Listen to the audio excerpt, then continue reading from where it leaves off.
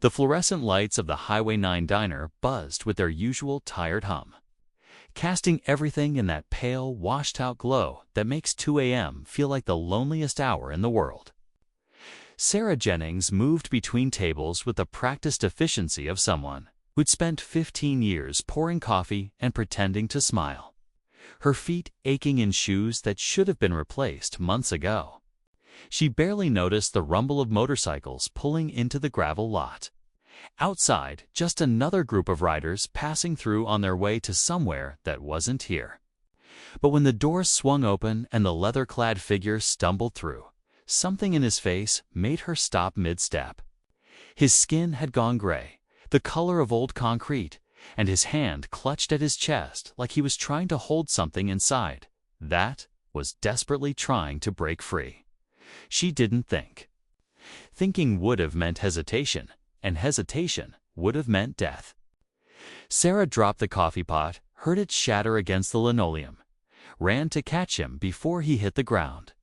His weight nearly took them both down, but she braced herself, lowering him carefully as his breathing came in short, desperate gasps.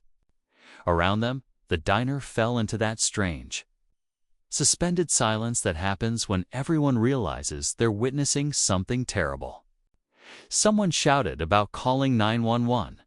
Someone else said they didn't think he was breathing. But Sarah's hands were already moving, tilting his head back, checking for a pulse, counting compressions the way she'd learned in that CPR class she'd taken years ago when her daughter was born back, when she still believed she could protect everyone she loved from the world's sharp edges. She pushed down on his chest with everything she had, feeling his ribs flex under her palms, and whispered things she didn't even realize she was saying. Stay with me. Come on. Breathe.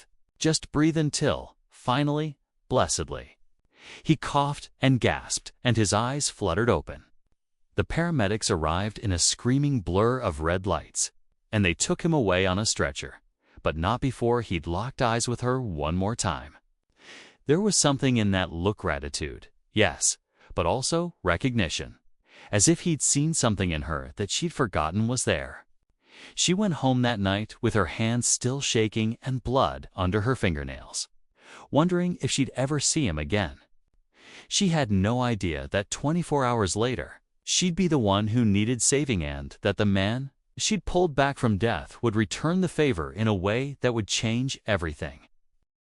Sarah Jennings had learned a long time ago that life didn't give you what you deserved, gave you what you could survive. At 37, she'd survived more than most people twice her age, a husband who'd walked out when their daughter Emma was 3, leaving nothing but unpaid bills and a note that said, "I can't do this anymore." A mother who'd died of cancer the year after that, taking with her the last person who'd ever looked at Sarah like she mattered. And now, a life that had narrowed down to a 13-year-old daughter, a rented duplex with a leaking roof, and a waitressing job that paid just enough to keep them 1 month ahead of eviction. She'd stopped dreaming somewhere along the way. Dreams were luxuries. And Sarah lived in a world where every dollar was already spent before she earned it. But Emma was different. Emma still believed in things. She believed her mother was strong, that good things happened to good people, that if you worked hard enough and stayed kind enough, the world would eventually notice. Sarah never had the heart to tell her daughter the truth, that kindness was often mistaken for weakness, that hard work usually just meant you'd be given more work, and that the world rarely noticed anything except what it could take from you. Instead, she let Emma hold on to her optimism like a balloon string, something bright and fragile that Sarah herself couldn't quite reach anymore, but could at least protect from the wind. The morning after she'd saved the biker's life, Sarah woke up feeling like she'd been hit by a truck. Her arms ached from the compressions, and there was a deep bruise blooming across her right knee where she'd hit the floor. Emma noticed immediately, the way she always did, those sharp, worried eyes that saw too much for a 13-year-old. "Mom, are you okay?" Emma asked over breakfast, a bowl of off-brand cereal that they'd stretched to last the week. "I'm fine, baby," Sarah said, forcing brightness into her voice. "Just had a long shift." "You're always having long shifts." Emma's voice carried that edge of frustration that had been appearing more often lately. The sound of a child who was starting to realize her mother was tired in a way that sleep couldn't fix. "Maybe you should ask for a day off." Sarah smiled, but it felt like stretching old elastic. "Days off don't pay the rent, sweetheart."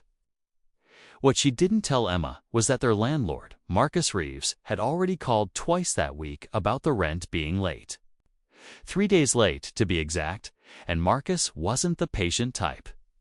He owned half the rental properties in their small town of Millbrook, and he ran them the way a snake farmer might run a pit. With cold efficiency and absolutely no concern for what happened to the things trapped inside. Sarah had been dodging his calls, buying time she didn't have, trying to figure out how she'd come up with an extra $300 before he started eviction proceedings. She'd picked up extra shifts, sold what little jewelry she had left, even considered pawning her mother's wedding ring, the only thing of value she owned. The only connection to a time when someone had loved her enough to stay. The problem was Jake, Sarah's ex-husband, Emma's father. The man who was supposed to send child support every month but somehow never managed to keep a job long enough to make a payment. She'd stopped expecting anything from him years ago, but Emma hadn't, and that was worse.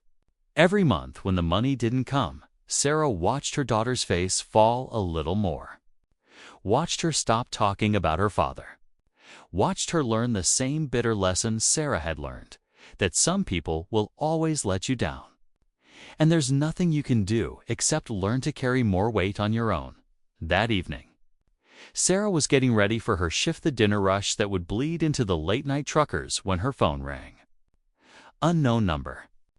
She almost didn't answer, but something made her pick up. Sarah Jennings. The voice was deep, warm, with a slight rasp like old leather. "Yes. This is Jack Morrison. From last night, at the diner." For a moment, Sarah's mind went blank. Then it clicked: the biker, the man whose life she'd saved, whose chest she'd compressed until her arms burned. "Oh my God, are you okay?" He laughed, and it was the kind of laugh that suggested he wasn't used to people asking him that question. "Thanks to you. Yeah. Hospital kept me overnight, ran a bunch of tests. Heart attack, just like you thought. Doctor said if you hadn't done what you did, I wouldn't have made it." There was a pause, heavy with something Sarah couldn't quite identify. "I wanted to call and thank you. Properly. You don't have to thank me," Sarah said, surprising herself with how much she meant it. Anyone would have done the same thing. "No," Jack said quietly. "They wouldn't have. Most people would have frozen. Or called for help and waited. You didn't wait. You just ... acted." Another pause. "I owe you my life. That's not something I take lightly." Sarah didn't know what to say to that. She'd never saved anyone's life before. She'd barely managed to save her own. "I'm just glad you're okay," she finally managed. "Listen," Jack said, and his tone shifted into something more purposeful. "I know this might sound strange, but I'd like to do something for you. Dinner, maybe? Or if that's too much, at least let me buy you a coffee. I need to say thank you face to face." Every instinct Sarah had screamed at her to say no. She didn't have time for coffee. She didn't have time for anything except work and Emma and the endless grinding machinery of survival. But there was something in his voice, a sincerity that felt rare, like finding something valuable in a gutter ant before she could stop herself. She heard her own voice say, "Okay, coffee, tomorrow morning." They made plans to meet at the local cafe, and when Sarah hung up, she stood in her tiny kitchen for a long moment, wondering what she'd just agreed to and why her hands were shaking again. But this time, not from fear, She went to work that night with a strange lightness in her chest, something that felt dangerously close to hope. The diner was busy. It always was on Fridays, and Sarah moved through her routine with mechanical precision, refilling drinks and taking orders and pretending not to notice when teenagers left her a $1 tip on a $40 check. Around 10 o'clock, the door opened and Marcus Reeves walked in. Sarah's stomach dropped. Marcus was a large man, not fat but solid in the way that suggested he'd played football in high school and never quite let go of the aggression that came with it. He had cold eyes and a smile that never reached them, and he wore expensive watches and cheap cologne. He spotted Sarah immediately and made his way to the counter, sliding onto a stool with the confidence of someone who owned the place, which, in a way, he did. He owned Sarah's home, and that gave him a certain power that he clearly enjoyed wielding. "Sarah," he said, his voice friendly in a way that made her skin crawl. "Been trying to reach you." "I know," Sarah said, keeping her voice steady. "I'm sorry, Marcus. The rent's coming. I just need a few more days. A few more days." He repeated it like he was tasting the words, seeing if they had any flavor. "That's what you said last month. And the month before that. I know, and I'm sorry. But I've picked up extra shifts, and I'll have it by Monday. I promise." Marcus leaned forward, and Sarah caught a whiff of that cologne, something that smelled like pine trees and gasoline. "See, here's the thing, Sarah. I'm a businessman. And in business, promises don't mean much. Money means something. Action means something. And right now, all I'm seeing from you is excuses." Sarah felt her face flush with anger and humiliation. Around them, other diners were starting to notice, their conversations dying down as they tuned in to the confrontation. "I'm not making excuses," she said quietly, trying to keep her voice from shaking. "I'm asking for a little understanding. Things have been tight. Things are always tight for you," Marcus said, and there was something almost pitying in his tone, which somehow made it worse. "Maybe it's time to ask yourself if you're living somewhere you can't afford. Maybe it's time to find something more appropriate for your situation." The words hit Sarah like a slap. Appropriate, as if she and Emma didn't deserve a home with 2 bedrooms and a backyard where Emma could sit and do her homework in the sun. As if they should be grateful for whatever scraps Marcus decided to throw them. "I'll have your rent by Monday," Sarah said again, her voice harder now. "That's 3 days from now. I'm not even a week late." Marcus studied her for a long moment, then shrugged. "Monday," he said. "But if I don't have it by 5 p.m, I'm starting eviction." And Sarah. He leaned in close enough that she could see the pores in his nose. "I don't give second chances twice." He left without ordering anything. And Sarah stood there feeling like the entire diner was watching her, judging her, seeing her exactly the way Marcus saw her, as someone who couldn't quite keep up, who was always one step behind, who would eventually lose everything because that's what happened to people like her. She finished her shift in a fog, counting her tips at the end of the night and feeling her heart sink when she realized she was still $200 short. $200 might as well have been $2,000.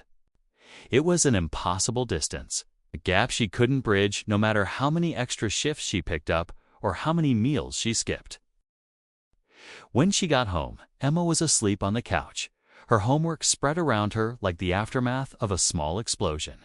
Sarah covered her with a blanket and stood there for a long time, watching her daughter's chest rise and fall, feeling the weight of every choice she'd ever made pressing down on her shoulders. She thought about Jack Morrison, about how she'd saved his life without thinking twice, and wondered if anyone would ever do the same for her. Probably not. Heroes didn't come to rescue people like Sarah. Heroes saved people who mattered, people who had something to offer in return, people who weren't already drowning. She went to bed that night with her phone clutched in her hand, staring at the ceiling, and for the first time in years, she let herself cry quiet, bitter tears that soaked into her pillow and changed nothing at all. Saturday morning arrived with a kind of bright, mocking sunshine that made Sarah's exhaustion feel even more pronounced. She hadn't slept much, maybe 3 hours in scattered fragments. Her dreams full of eviction notices and Marcus Reeves' cold smile. But she'd promised to meet Jack for coffee, and something stubborn in her refused to cancel. Refused to let her life become so small that she couldn't even spare an hour for kindness. Emma was at her friend Kayla's house for a sleepover, which meant Sarah had the morning free, a rare gift she usually spent catching up on laundry or searching for coupons online. The cafe was called Rosie's, a local place that had been around since Sarah was a kid, with mismatched furniture and a chalkboard menu that changed daily. Jack was already there when she arrived, sitting at a corner table with 2 cups of coffee in front of him. He stood when he saw her, and Sarah was struck again by his presence, not threatening. Exactly, but substantial, like someone who took up space in the world without apologizing for it. He was probably in his mid-50s with gray threading through his dark hair and lines around his eyes that suggested he'd spent a lot of time squinting into the sun.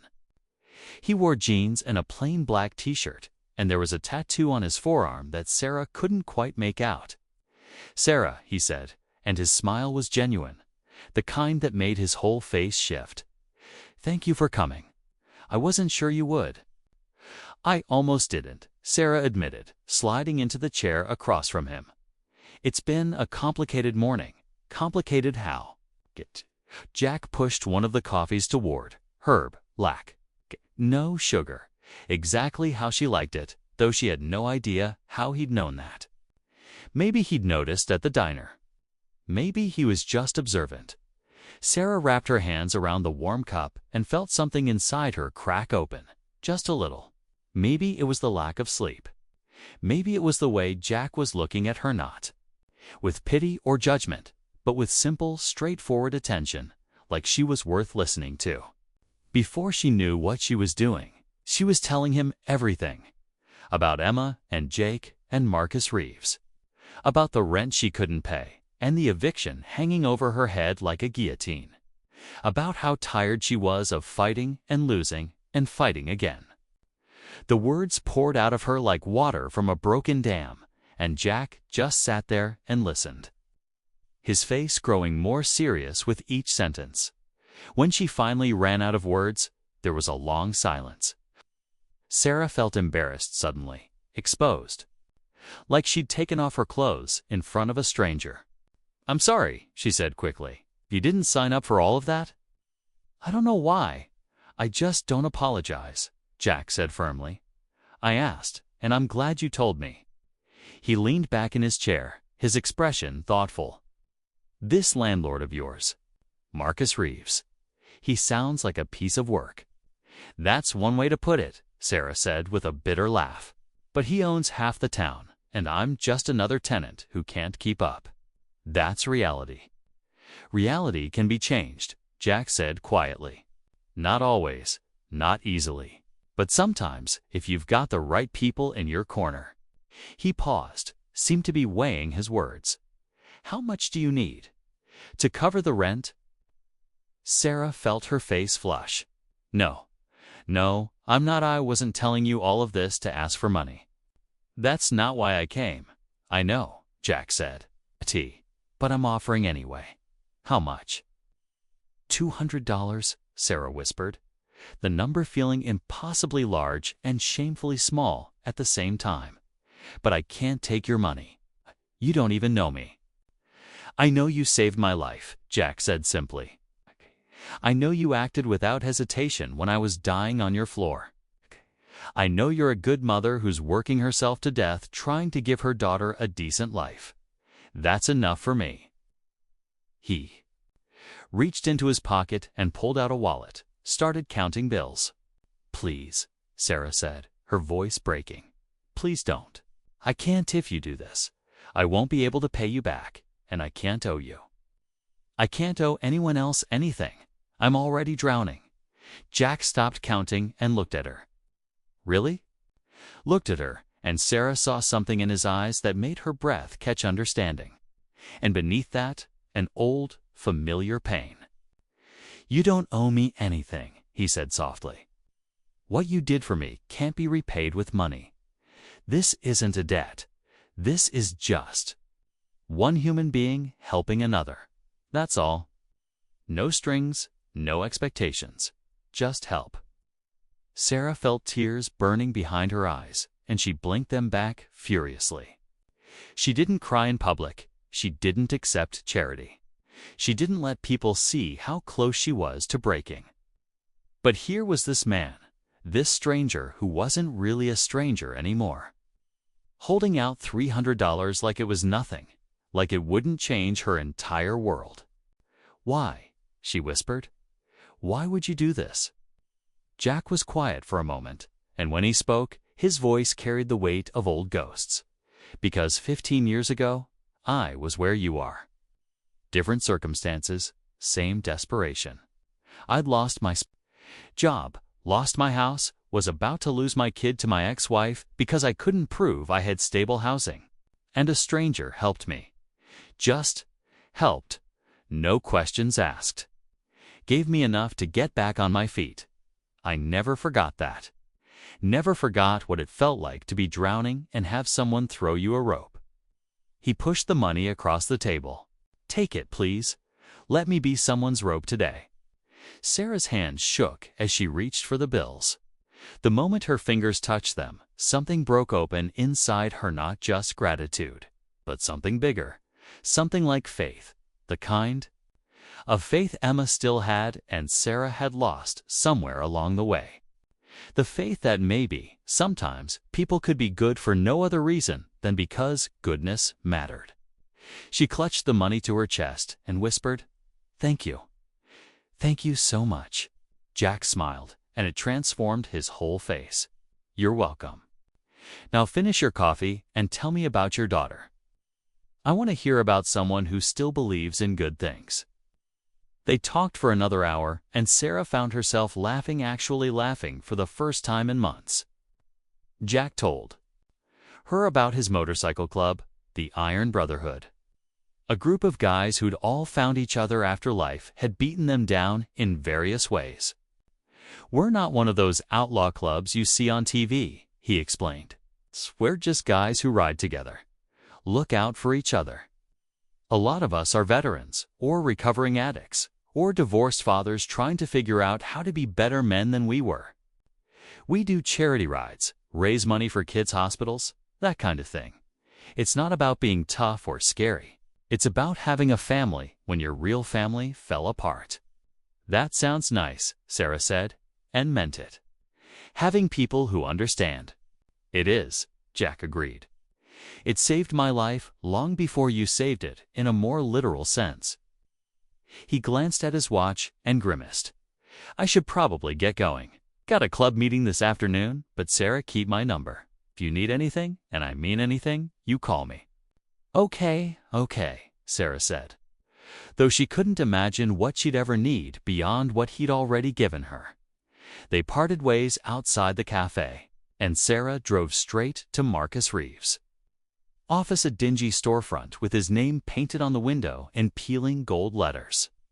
She walked in without letting herself think about it, marched up to his secretary, and said she needed to pay her rent.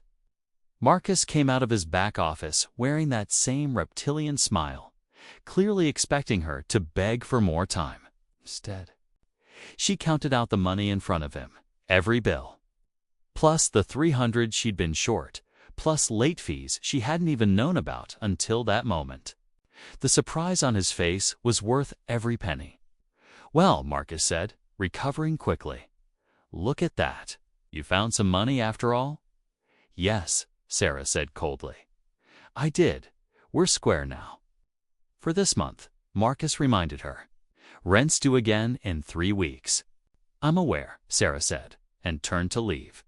But Marcus called after her, his voice carrying an edge she didn't like. "Sarah, where'd you get the money? Suddenly come into an inheritance." She turned back, meeting his eyes steadily. "That's none of your business, Marcus. The rent's paid, That's all you need to know." She left before he could respond, but she felt his gaze following her out, heavy and calculating. And something cold slithered down her spine. She shook it off. She was being paranoid. Marcus was. Unpleasant but ultimately harmless, just a greedy landlord, nothing more. She spent the rest of the day in a strange, euphoric haze, feeling like she could breathe fully for the first time in months. She picked Emma up from her sleepover and took her out for pizza, the good pizza. From Antonio's, not the cheap frozen kind they usually ate. Emma's face lit up with such pure joy that Sarah felt her heart crack and mend at the same time. "Mom, what's the occasion?" Emma asked through a mouthful of pepperoni. "No occasion," Sarah said. "Just felt like celebrating being your mom." Emma grinned. That beautiful smile that made every hardship worth it. And Sarah thought maybe things were finally turning around. Maybe Jack's kindness was the beginning of something better. Maybe she'd been wrong about the world and its indifference. She should have known better that night. Sarah was in the kitchen washing dishes when headlights swept across the front. Window not the usual slow drift of a passing car, but something deliberate, something stopping. She dried her hands and peered outside, her stomach clenching. Marcus Reeves' pickup truck was parked at the curb, and Marcus himself was getting out, along with two other men Sarah didn't recognize. They were younger, harder looking, with a kind of swagger that suggested they enjoyed intimidation. Sarah's first instinct was to lock the door and call the police. But before she could move, Marcus was on her porch, pounding on the door hard enough to rattle the frame. Emma appeared in the hallway, her eyes wide. "Mom." "It's okay, baby," Sarah said automatically, though her heart was hammering. "Go to your room. But now, Emma." Emma disappeared, and Sarah forced herself to open the door, keeping the chain engaged. "Marcus, it's 10 o'clock. What are you doing here?" Marcus's smile was gone, replaced by something much uglier. "Need to talk to you, Sarah. Business? Our business is finished. The rent's paid. That's not the business I'm talking about." His eyes were cold, flat, reptilian. "See, I got to thinking after you left today. Got to wondering where a woman who couldn't scrape together $300 suddenly got enough money to pay rent and late fees. And then I remembered something. You work at the Highway 9 diner, right?" "Yes," Sarah said slowly, not understanding where this was going. "And couple nights ago, some biker had a heart attack there. Big deal, paramedics. Whole dramatic scene." Marcus's smile returned, sharp and predatory. "That biker was Jack Morrison, leader of the Iron Brotherhood. And my sources tell me you had coffee with him this morning. Awful coincidental, don't you think? You save his life. Next day, you're flush with cash." Sarah's blood ran cold. "What are you implying?" "I'm not implying anything," Marcus said. "I'm stating facts. Jack Morrison is rich. His club owns a custom motorcycle shop that's worth millions. And he's known for being ... generous ... to people who do him favors. So here's what I think happened. I think you did Jack a favor, and Jack paid you for it. Probably paid you real well. And I think you've got more money than what you gave me today." "That's insane," Sarah said, her voice shaking with anger now. "Jack gave me exactly enough to cover what I owed you. That's it. There's no more money." "Forgive me if I don't believe you," Marcus said. "So here's what's going to happen. You're going to invite me inside, and we're going to have a civilized conversation about how you're going to share that windfall with me. Call it a finder's fee. You wouldn't have needed Jack's help if I hadn't been pressuring you for rent, right? So in a way, I facilitated this whole situation. I think that's worth something." "Get off my porch," Sarah said, her voice low and dangerous. Now, Marcus's expression darkened. "I don't think you understand your situation here, Sierra. You let me in, and we talk. Or my friend's here." He gestured to the two men behind him. "Come in, and we search the place ourselves. Your choice." "You can't do that. That's illegal. I'll call the police." "Go ahead," Marcus said with a shrug. "Tell them your landlord is concerned about the property and wants to do an inspection. Perfectly legal, especially since I own the place. And by the time they get here, if they even bother to come, we'll have found what we're looking for." Sarah's mind raced. She could feel Emma somewhere behind her in the house, probably terrified. And she knew with absolute certainty that if she let these men inside, something terrible would happen. Marcus wasn't going to find money because there wasn't any to find. And when he realized that, his anger would find another outlet. She'd seen enough of the world to know how this kind of thing ended. "Please," she said, hating the desperation in her voice. "Please, Marcus. There's no money. I'm telling you the truth. Jack helped me with the rent, and that was it. You got every penny. There's nothing else." "Then you won't mind us taking a look," Marcus said, and reached for the door handle. Sarah slammed the door and locked it, her heart exploding in her chest. On the other side, Marcus swore viciously. Then came a tremendous crash as he threw his shoulder against the door. The wood held barely, but Sarah knew it wouldn't last. She spun around and ran for Emma's room, where her daughter was standing frozen, tears streaming down her face. "Mom, what's happening?"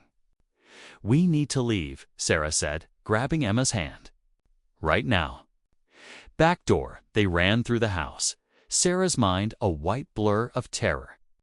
Behind them, she heard glass shattering, Marcus breaking a window to get inside. She yanked open the back door and pulled Emma into the small, weed-choked backyard. But her heart sank when she realized there was nowhere to go. The yard was fenced in, 6 feet of chain link, with no gate except the one that led back around to the front of the house where Marcus and his thugs were. They were trapped. Over the fence, Sarah said desperately, "I'll boost you up. We can't leave you," Emma sobbed. "I'll be right behind you." "Baby, I promise." But before they could move, the back door opened and Marcus stepped out, his two friends flanking him. The light from the kitchen behind them turned them into silhouettes, faceless and terrifying. Marcus was holding something in his hands. Sarah couldn't tell what in the darkness, and his voice when he spoke was calm, almost conversational, which somehow made it worse. "This is getting ridiculous. Sarah, all I want is a simple conversation. Is that really too much to ask?" Sarah pushed Emma behind her, putting her own body between her daughter and the men. "I told you. There's no money. I don't have anything to give you." "Well, that's disappointing," Marcus said, "because now I've got a broken window to fix, and I'm in a real bad mood. And I think you need to be taught a lesson about lying to me." He took a step forward. Sarah's hand found her phone in her pocket. She'd grabbed it without thinking when they'd run from the front door, and her fingers, shaking violently, managed to dial 3 numbers. Not 911. She didn't even think about it consciously. Her fingers found Jack Morrison's number, the one he'd made her save that morning, and pressed call. The phone rang once, twice. Marcus was 5 feet away now, and Sarah could smell alcohol on his breath. On the 3rd ring, Jack answered. "Sarah." "Jack," Sarah gasped, and she could hear the terror in her own voice, could hear herself breaking. "Jack, please, I need help. He's here. He's in my house. He says I have money, but I don't. And he won't leave. And Emma's here, and I don't know what to do. Who's there?" Jack's voice changed instantly, going hard and sharp. "Sarah, who's in your house?" "Marcus Reeves, my landlord." He brought Marcus, lunged forward, and grabbed the phone from her hand, throwing it against the fence where it shattered. "Enough of that," he said. His hand closed around Sarah's wrist, his grip iron hard. And she felt something primal awaken in her, not courage, Exactly, but the desperate fury of a mother whose child is threatened. She twisted and clawed at his face, felt her nails rake across his cheek, drew blood. Marcus roared and backhanded her, and Sarah went down hard, her head cracking against the concrete patio. The world spun, pain exploding through her skull, and through the ringing in her ears, she heard Emma screaming, "Mom, Mom." "Shut that kid up," Marcus snarled at one of his friends, and the man moved toward Emma. Sarah tried to get up, tried to move, but her body wouldn't obey. Everything was tilting, gray at the edges, and she thought with strange, distant clarity, "This is how I die. This is how it ends." And I couldn't even save her. Then, somewhere in the distance, she heard it. A sound like thunder, like the end of the world, like salvation. Motorcycles, not one or two, but many, their engines roaring in symphony, getting closer. Marcus heard it too, his head snapping up. And Sarah saw something she'd never seen before in his face. Fear. The roaring got louder, became deafening. And suddenly the night was full of headlights as a dozen motorcycles poured into her quiet street, stopping in a semicircle around her house. Men in leather vests dismounted, and at the center of them was Jack Morrison, his face a mask of cold fury. He vaulted the fence like a man half his age and crossed the yard in 4 long strides, and when he reached Marcus, he grabbed him by the throat and slammed him against the side of the house hard enough to crack the siding. "You made a mistake," Jack said quietly, his voice more terrifying for its gentleness. "You came into this woman's home. You put your hands on her." And worst of all, his grip tightened, and Marcus made a choking sound. "You scared her daughter. Now you're going to leave. You're going to get in your truck. You're going to drive away. And you're never going to come back here. Not ever. Do you understand me?" Marcus tried to speak, couldn't, managed a nod. Jack released him, and he fell to his knees, gasping.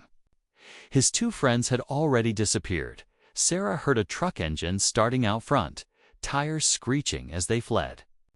Jack turned to Sarah, where she lay on the patio, and his expression transformed instantly. Rage replaced by concern. "Sarah, can you hear me?" "Sarah, Emma," Sarah whispered. "Is Emma?" "She's fine," Jack assured her, kneeling beside her. "She's right here. Emma, come here, sweetheart. Your mom's okay?" Emma's face swam into view, tear-stained and terrified, and Sarah managed to lift a hand to touch her daughter's cheek. "I'm okay, baby. We're okay." But she wasn't okay. The world kept tilting, and when she tried to sit up, nausea rolled through her. Jack's hands were gentle as he helped her, as he examined the growing lump on the back of her head. "We need to get you to a hospital," he said. "No hospitals," Sarah mumbled. "Can't afford not your concern right now," Jack said firmly. He looked up at someone behind him, one of his club bros, and said, "Call an ambulance." And someone call the police. This son of a bitch is getting arrested. Sarah wanted to protest. Wanted to say that police involvement meant reports and lawyers and complications she couldn't handle. But the truth was, she couldn't handle anything right now. She let herself lean against Jack's shoulder. Let herself just for a moment be weak, be protected, be saved. Around her, the Iron Brotherhood moved with efficient purpose. Someone was photographing the damage to the house. Someone else was keeping Marcus pinned on the ground despite his protests. And someone had wrapped a blanket around Emma's shoulders and was talking to her in low, soothing tones. Sirens approached, and the next hours became a blur of questions and statements and medical examinations. The paramedics insisted on taking Sarah to the hospital. Despite her protests, she'd probably have a concussion, they said, and needed to be monitored. Jack rode with her in the ambulance, holding her hand, and Emma came too, refusing to leave her mother's side. At the hospital, while they waited for test results, Jack told her what had happened. "When you called, I knew something was wrong immediately," he explained. "I was at the clubhouse with the brothers. And I told them what I heard on that call, and we all got on our bikes without discussion. Took us 7 minutes to get to your place. I'm sorry it wasn't faster." 7 minutes, Sarah repeated wonderingly. "You came in 7 minutes. You saved us." "You saved me first," Jack said simply. "That's what people do. They save each other." The police came and took statements, and this time Sarah told them everything, not just about tonight, but about Marcus's pattern of harassment, the threats, the intimidation. One of the officers knew Jack, greeted him by name, and listened with increasing anger as the story unfolded. "Marcus Reeves has been a problem for a while," the officer admitted. "But most people are too afraid to press charges. Are you willing to?"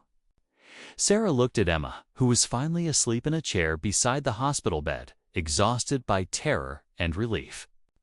She thought about all the years she'd spent being afraid, accepting mistreatment because fighting back seemed too risky, too expensive, too hard. She thought about the woman who'd performed CPR on a stranger without hesitation, and wondered when she'd stopped being that brave in her own life. "Yes," she said firmly. "I'm pressing charges." The officer smiled. "Good. We'll need your full statement in the morning, but for now, just rest. And Ms. Jennings, you've got good friends." He nodded toward Jack. After he left, Sarah turned to Jack, who was still sitting beside her bed despite the late hour, despite having no obligation to be there. "Thank you," she said, the words feeling inadequate. "I don't know how to. I can't." "You don't need to say anything," Jack interrupted gently. "But I do need to tell you something. What happened tonight? That's not over. Marcus is facing serious charges, and when he makes bail, he will make bail, he's going to be angry. You and Emma can't stay in that house. It's not safe." "I don't have anywhere else to go," Sarah said, feeling the familiar weight of impossibility settling over her again. "I can barely afford the place I have." Jack was quiet for a long moment, and when he spoke, his voice was careful. Kay was picking his way through a minefield. "The clubhouse has an apartment above the garage.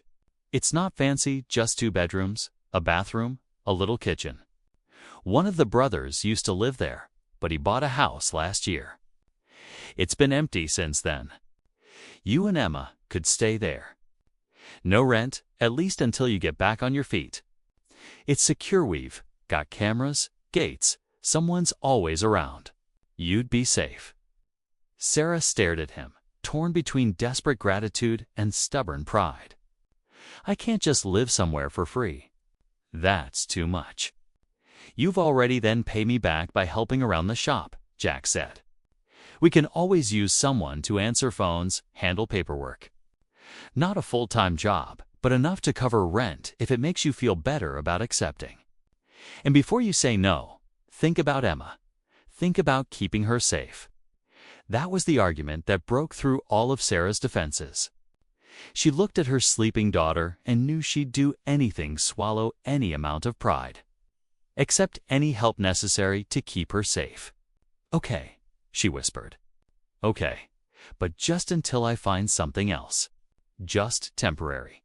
Just temporary," Jack agreed, though something in his eyes suggested he didn't believe it any more than she did. 3 days later, Sarah and Emma moved into the apartment above the Iron Brotherhood's garage. It was small, as Jack had warned, but it was clean and bright and had new locks on the doors. The brothers helped move their belongings, which didn't take long. Since they didn't have much, and Emma's eyes went wide when she realized there were going to be motorcycles around all the time. Instead of being scared, she seemed fascinated. And within a week, she'd learned all the brothers' names and had adopted them as a collection of unlikely uncles. Sarah started working in the shop's office and discovered she had a talent for organization that had been wasted on diner shifts. The brothers treated her with respect and humor, never making her feel like a charity case. And slowly, so slowly, she didn't notice it happening, the tight knot of fear that had lived in her chest for years began to loosen.